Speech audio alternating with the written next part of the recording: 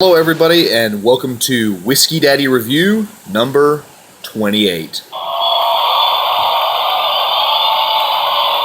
Oh, big number 28. And as promised, we're coming back to our Glenmorangie kit that you can get here. And it has all these nice little sample bottles in it, just like so. Opens up.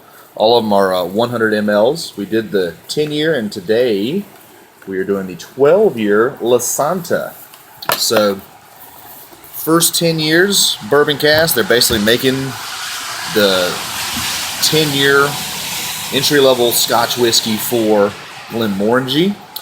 And then for those next 2 years, they are maturing it in sherry cask. So it's a 2-year double maturation. That's a pretty extensive one.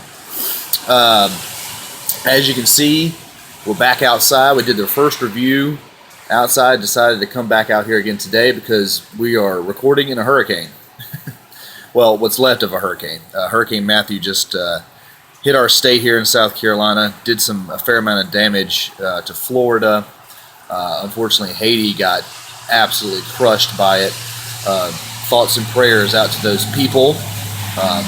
Like I always say, if you're religious, send prayers.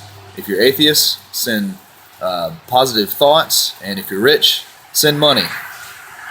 Those people are going to need it down there.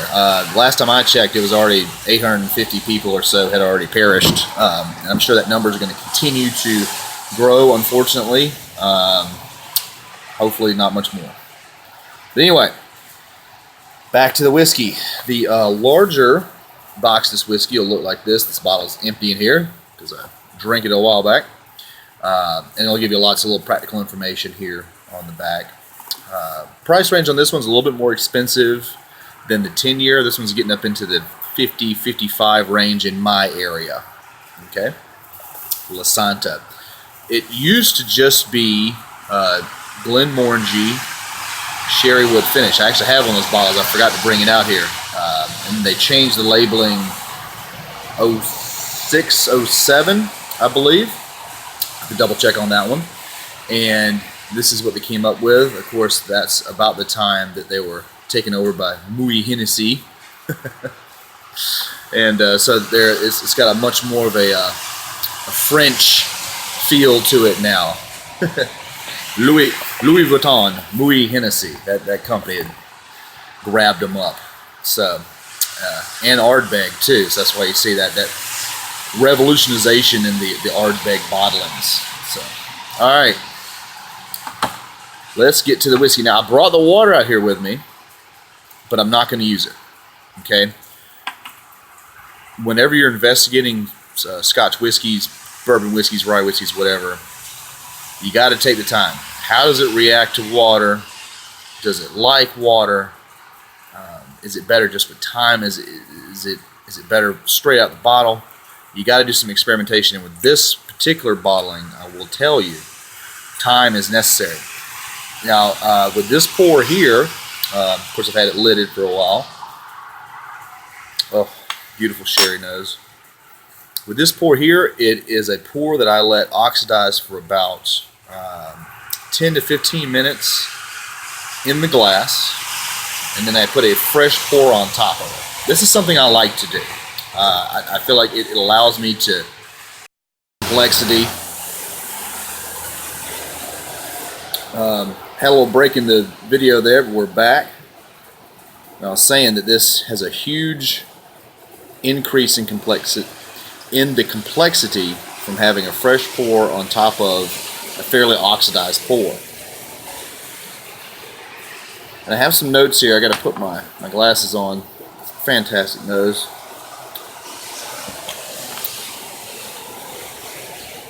Fruity sherry wood, raisins, dark chocolate, and a hint of allspice for sure. Just in the background, but it's beautiful. There's definitely a dried honey note in there. Candied cranberries, that's something I get in there as well. Slight sulfur note, and with the water, it just flattens everything out. This is a whiskey that really does not need water.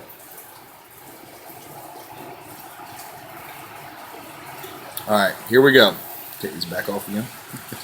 That's all the reading I need to do on that one. But I do like to do that. I have my little notes book. I'm going to put some notes on it.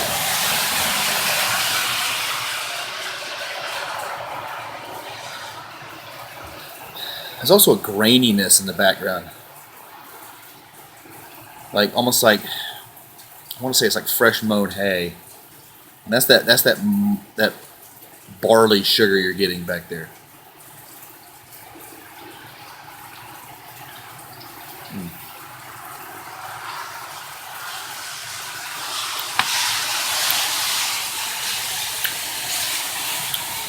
Beautiful. 43%. Neat. No problem drinking that. Awesome. The arrival, you get the dried honey. You get the Fusti sherry wood right up front. The arrival of this is much more robust than it was on the 10-year. And then you start to get this, it's not really a huge wave, but it's this nice subtle development of orange peel, a bit of that walnut note, a bit of cinnamon, and then that sherry wood just takes over and rushes you right into the finish. During that little blurb there, I managed to be able to grab the older bottlings. So this is what they look like compared to the new ones. And I can tell you right now that the older ones don't stand up to the new ones. The older ones had this really shitty, sour note, like right in the middle of the development, very off-putting, sulfur-rich. This is by far more well-balanced, much more complex. I don't know if it was just a difference in maybe the cask they were using back then. They had used like sulfur candles in or something. I don't know. Even though this has spent 2 years in a sherry cask, it is still very subtle. It's not completely covering over the original 10-year ex-bourbon mature product, but at the same time, I don't think it adds more complexity to it than the 10-year had in either smell or taste. I feel like the 10-year had more of that.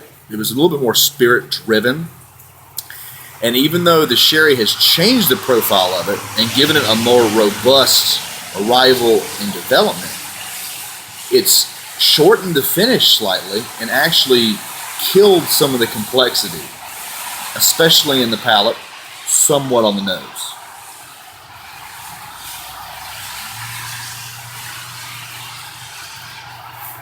Now I'm starting to get a bitter chocolate on the nose, even with more time. That the older and newer spirit I poured here are starting to really mingle well. Now don't get me wrong, this is beautiful. This is a fantastic product. Every bit worth the money you pay for it. I do apologize for the cars going by with the water on the wheels. I know it's kind of loud. But hey, we're surviving a hurricane here.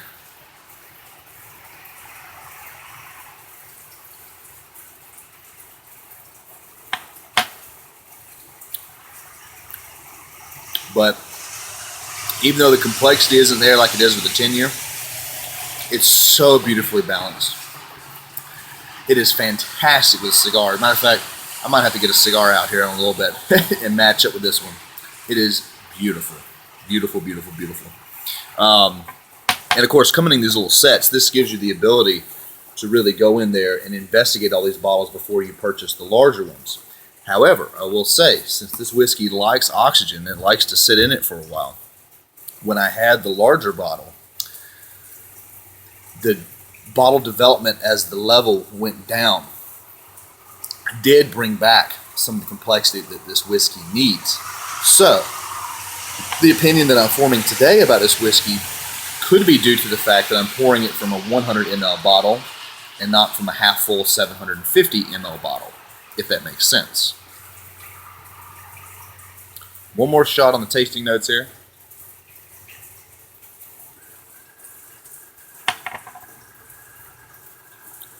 Do I want to add anything else?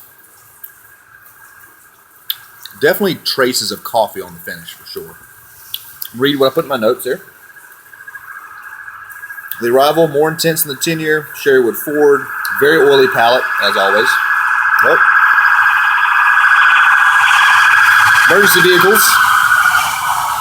Hopefully nobody's hurt. Hints of coffee and chocolate. Water doesn't help. Development, not much changes from the arrival. Nuttiness does arrive to some degree, but most of the boom occurs in the finish.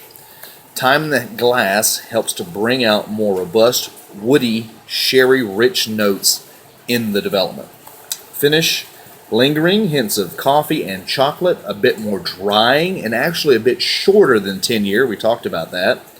There's a rush of orange peel and cinnamon just at the end of the development, beginning into the finish. So, all in all, I love this whiskey. I love everything from the Glenmorangie range. Hats off to Glenmorangie too for, we talked about the packaging and how they changed the packaging of this particular whiskey, going from something like this to something a little more elegant like this. The bottle shape totally different, but leaving the 12-year age statement on there, still maturing for those extra 12 years. Still, and you know what? The old Sherrywood was nothing compared to this one. It wasn't nearly as good. It had a really crappy sour note right in the middle of the development. This is way better product. Here's the two of the little guys side by side with the big guy. So, elegant bottle. Of course, all this happened with the takeover from Louis Vuitton, Louis Hennessy. So you start to get worried when things like that happen, but they stuck to their roots and they make fantastic products. Go and try them. Get one of these kits, try it out, even though you may not get the full experience, as we talked about with the bottle, not being able to get that oxidization in the bottle like you would. Let me back say that again. With these little guys, you might not get the level of oxidation required to get the most complexity out of the whiskey like you do with the 750s. Although if you've got to pour that small in it, it's going to oxidize pretty quick. Good stuff. Correction too. It's a correction I've been meaning to make for quite some time and I haven't done it yet. If you go back to Whiskey Review, I can't remember the number for it now. 7, 8, 9, somewhere in there. I reviewed an Old Scout single barrel, not this one. Fantastic whiskey coming from these people at Smooth Ambler. I made such a mistake when I filmed that one. I said it was a wheated whiskey. None of their single barrels thus far that have been sourced are wheated. I got it straight from the horse's mouth. No pun intended. But no, it's not wheated. Evidently, wherever they placed that one in the warehouse, wherever they matured that one, it developed that doughy, weedy character and it lost some of that rye sharpness, and I just didn't pick it up. I am human, even though I'm the whiskey daddy, so I make mistakes on there. And made a huge one on that one, so I'm correcting it now. It is not wheated, but it just goes to show you warehouse placement. The changes in barometric pressure, temperature, all these things can go into the maturation of spirit. And mature spirits like this Glenmorangie Lasanta and like that Smooth Ambler Old Scout need to be enjoyed daily. Maybe not daily, but anyway, you get the idea. From everybody here at Whiskey Daddy, cheers. We'll see you guys later now, okay? Beautiful.